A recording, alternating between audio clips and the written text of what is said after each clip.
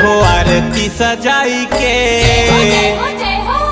दिया न जलाई के, ए हो आरती सजाई के दिया न जलाई के, आरती उतारो गुरु ज्ञानी बाबा के, आरती उतारो बलदानी राजा के।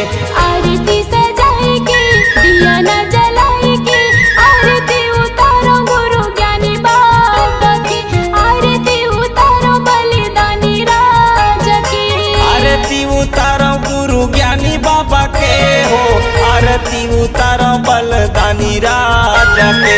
आरती उतारो गुरु ज्ञानी बाबा के हो, आरती उतारो बलिदानी राजा के। आरती सजाई के दिया न जलाई के, आरती उतारो गुरु ज्ञानी बाबा के, आरती उतारो बलदानी राजा के। आरती सजाई के दिया न जलाई के, आरती उतारो गुरु ज्ञानी बाबा के, आरती उतारो बलिदानी राजा के।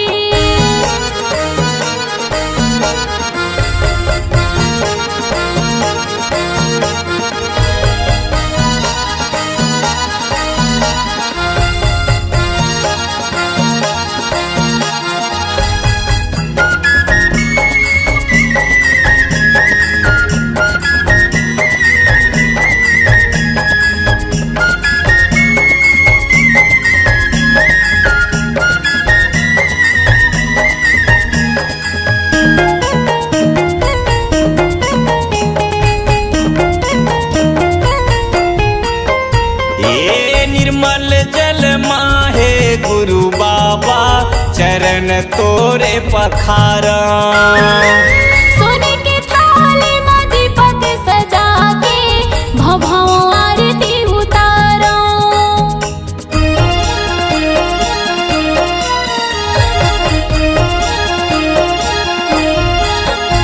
ये निर्मल जल माहे गुरु बाबा चरण तोरे पखारा, सोने के थाली में दीपक सजा के भवों आरती उतारो। एहो ध्यान लगाई के,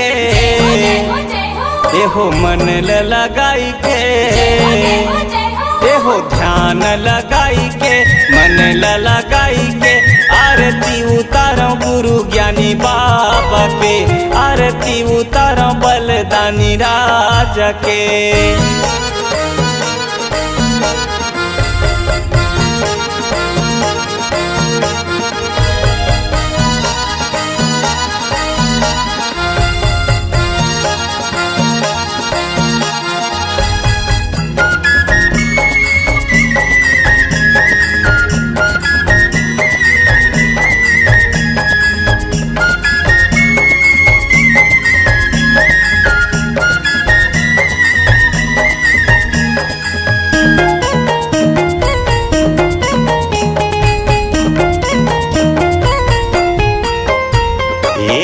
घर अंगना चौक पुराए, तन मन धन लगाए।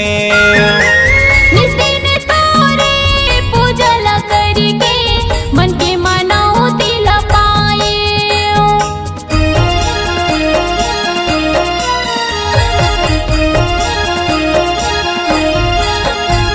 ये खुद घर अंगना चौक पुराए, तन मन धन लगाए। निज दिन तोरे बाबा पूजल करके मन के मनौती लपाए। एहो आरती सजाई के दिया न जलाई के,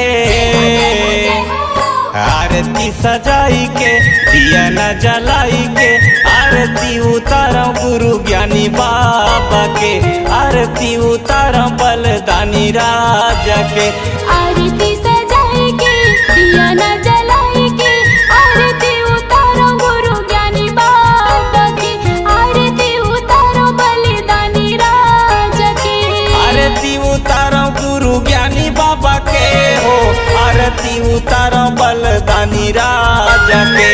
आरती उतारो गुरु ज्ञानी बाबा के हो, आरती उतारो बलिदानी राजा के। आरती उतारो गुरु ज्ञानी बाबा के, आरती उतारो बलदानी राजा के। आरती सजाई के दिया न जलाई के, आरती उतारो गुरु ज्ञानी बाबा के, आरती उतारो बलिदानी राजा के। आरती उतारो गुरु ज्ञानी बाबा के, आरती उतारो बलिदानी राजा के। आरती उतारो गुरु ज्ञानी बाबा के।